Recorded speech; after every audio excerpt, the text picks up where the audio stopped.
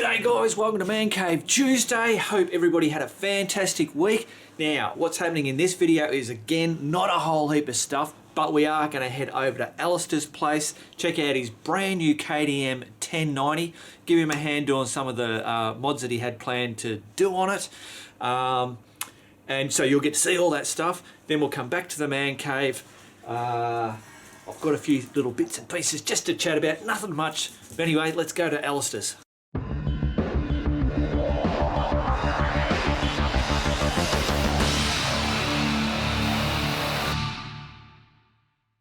Alright, so I'm heading over now in the Jeep to check out the KTM 1090.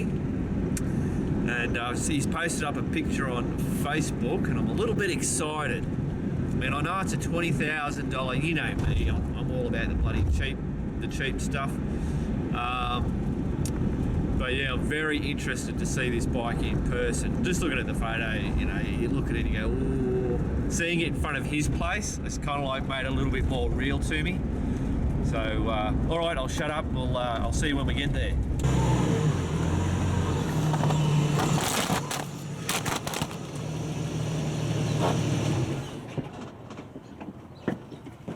Oh no! Uh-oh. Hello.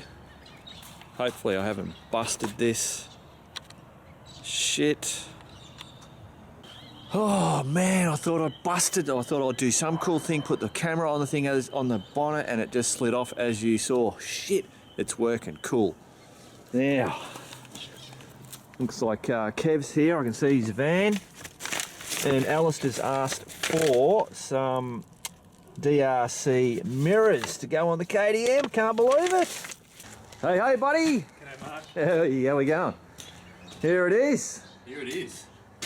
Look at that. Yes. That's a sexy looking beast. Bit excited. Cue the music.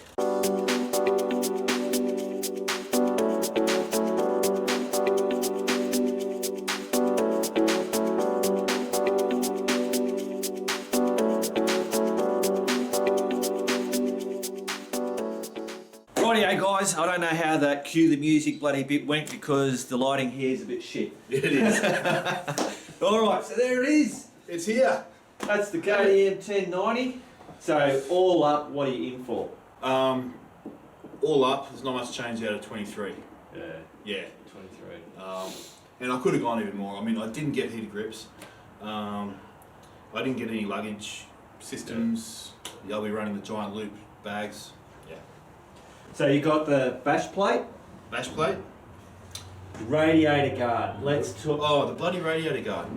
So it doesn't cover all of the radiator.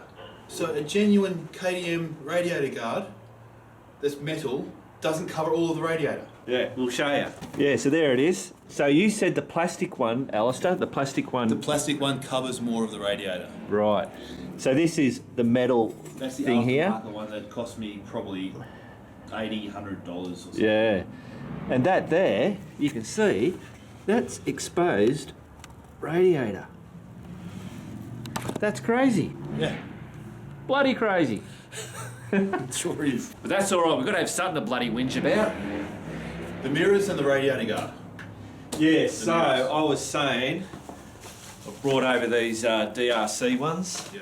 which do the whole movie thing. I'll show So you. jump You'll in. be able to see. The problem is, standing up on the pegs, leaning forward, my arms just bashing into the mirrors. Yeah. And that's after I've adjusted them. As well as that, they're very vulnerable. Yeah, as soon as you hit, there's no giving these. No. They're just going to bust straight off. Yeah. All right, so yeah, so we've got the guard, the radiator guard, the bash plate. Suspension, front and back. Yeah, so, yeah, because of Alastair's weight, he's upped the suspension. Yep. So there would have been a lot of money in that. Yeah, there was. Yeah, absolutely. What else? The dongle. The dongle? Oh! You've got the dongle in? Yeah. So the dongle lives somewhere in there. It's not something that you just... No, the dongle's in there permanently. Yep. All right. And this is what happens when you have this dongle. Not legal. That describes, that sums up my writing style. Yeah. Yeah, did you explain what the dongle does? No, that's what I was about to say. Oh. Explain to them what the dongle does. All the dongle does is it lets you retain your ABS and traction control settings. So standard, if I put this into off-road mode, as soon as I turn the bike off and turn it back on again, it will revert back to road mode. Yeah, which is just It's just crazy. If you're in the middle of the desert or something and you forget, or going up a hill and whatever. Yeah. Stall it, then you go to do it again, and then So it just allows you to retain whatever settings you give it. Yeah. So obviously, and I was saying, man, really, you've got to buy a dongle to do that. But obviously, there is they're not legal. There's a government, obviously here in Australia, there's a government thing that says that they can't. It has to be done that way. That they can't leave it in a certain mode. Yeah. Or it could be a European thing or something. Yeah. But So, bark busters, top quality. Can't go wrong with bark busters. The power outlet, which is you can see that, can you? Yeah, there it is. Power outlet, nice factory looking. So Alastair's saying that the tank, the breather hose for the tank, ran into what was it? A filter? A filter. Actually, I'll go grab it. This stupid thing. All right. So that was a charcoal. Apparently it's a charcoal filter. The fumes from the tank go in here. Yep. They go there, get filtered, go out to a valve, which then sends it into the airbox. Oh, really? Yeah. So that those fumes don't reach the atmosphere. Yeah, right. The problem is look, I don't care, but it just takes up so much space. No, that's and it. It probably yeah. weighs. Oh, it's not a kilo. No. But it's still 500 grand. Yeah. It's just, crap. So what I did. So that lived over here. The reason why I took it out was because it was sitting in here. Yeah. Which took up all this space, so it was unusable. Now I can fit all my tools, tyre repair, everything fits in there. Excellent. All right, so we're putting these new DRC 616 off-road mirrors. Bit of a promotion. I'm actually really happy with them. Yeah. I just was not happy, and you'll see when I did my review, when my test ride with this bike, I just was not happy with the mirrors. No, that's I've right. adjusted them, and I'm still not happy. Yeah. We put these on, and they work. They're not as vulnerable. They'll move out of the way. Yeah. I'm happy. That's it. Yeah. Cheap and just bloody does what it needs to do.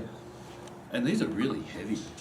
Oh, well, yeah, you go, see? Feel the weight in that. You're going to save some weight there. Yeah.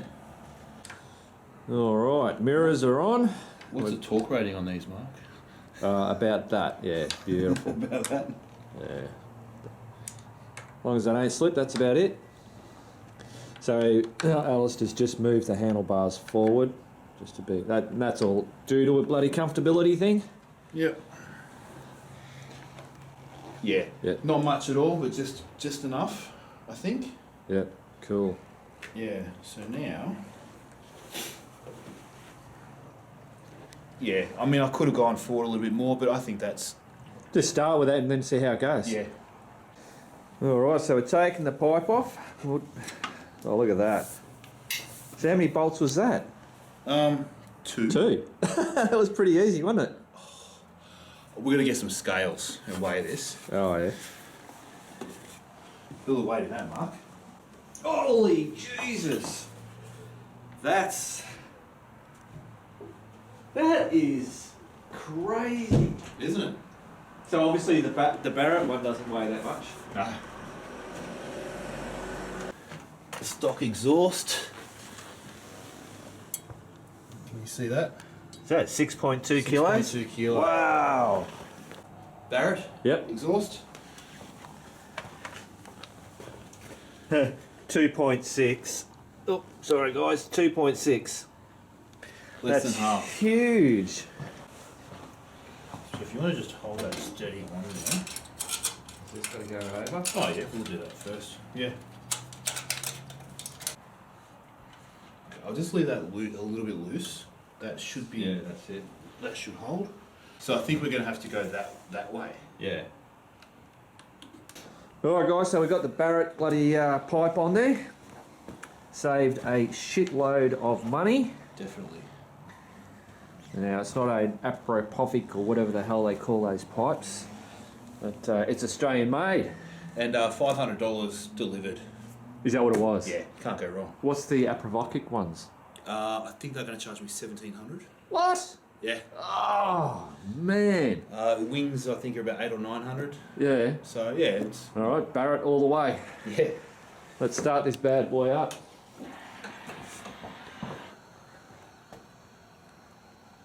It's very flashy, isn't it? Very flashy.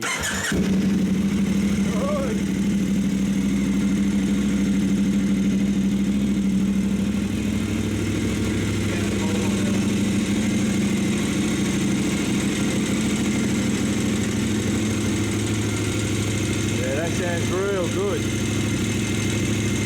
We didn't get to hear it before we had it on, but that tastes better. Definitely. I'll let it warm up a little bit. Yeah. And then we'll give it a squirt. Cool.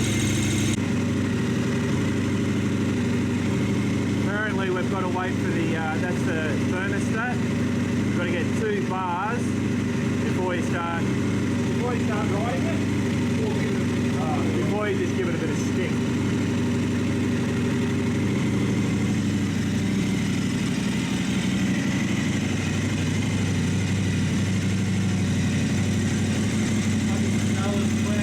Yeah. I'm just saying, it smells like brand new car smell. Alright, let her rip.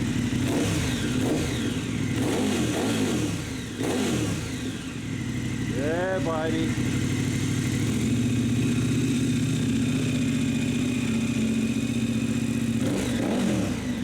Woo. Let's hope that's not smoke. Yeah.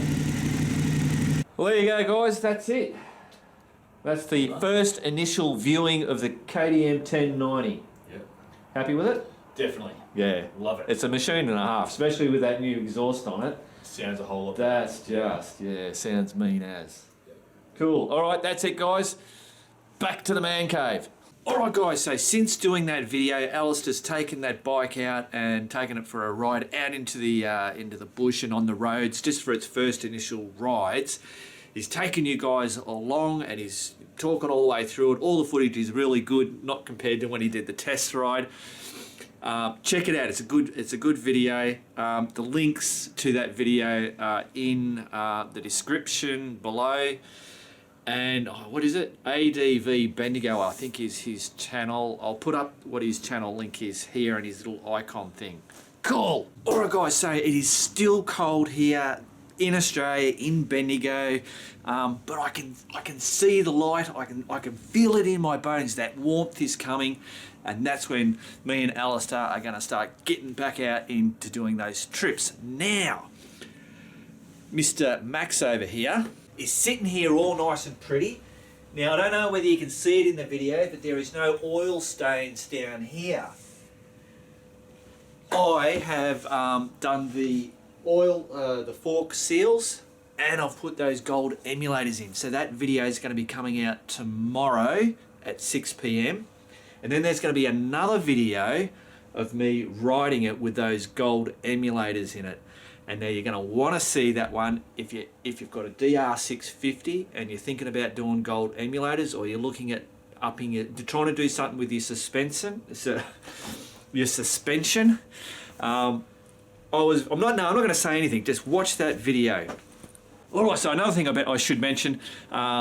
Last night I popped out a video, and that was basically what I'm now carrying in my cooking gear. So I've done a bit of an upgrade. A lot of it's the same, but I've made a few additions, and I've got a new pouch and all that kind of stuff. So I've popped out a video, and that was out last night. If you haven't seen it, check it out. All right, guys, last but not least, I'm going to talk about a helmet. So Max is getting all sorted out, ready for these trips that we're going to do when the bloody weather gets just a little bit warmer. Alastair's got himself a brand new bloody bike. I've sorted out my cook gear. One thing I want to do is, I bought this Bell, what was it? Bell, I can't even remember what the hell, Barricade or something it was. That might be the design. But anyway, a Bell MX-9 helmet. and I accidentally got the bloody wrong one. I got the MX, the true MX one, not the, oh, what the hell. What the hell, guys? I'm going to keep going. I'm just going to keep going. I'm not going to redo this.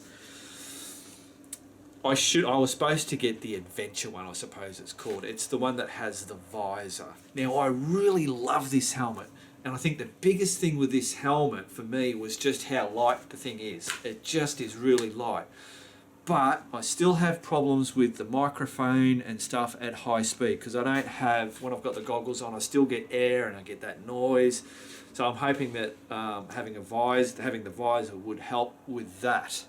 Apart from that, it's really that sound thing. I don't mind cruising along, having goggles, doing highway speed. It doesn't worry me. I mean, for years I've ridden around with an open face helmet and sunglasses on, so that's not an issue. But I want to put it out to you guys. I don't know, I'm asking, what do they call it? The brain trust. That's everybody out there who's got a helmet, and give me some ideas or some models of helmets that you might think would be a good thing. Now, don't tell me a $1,000 helmet. I'm not going to pay $1,000 for a helmet. I know your head's all important and whatever, but I don't have that type of money. You know, a couple of $100, $300, push it to $400 maybe. But anything more than that, and you'd be wasting your bloody time telling me.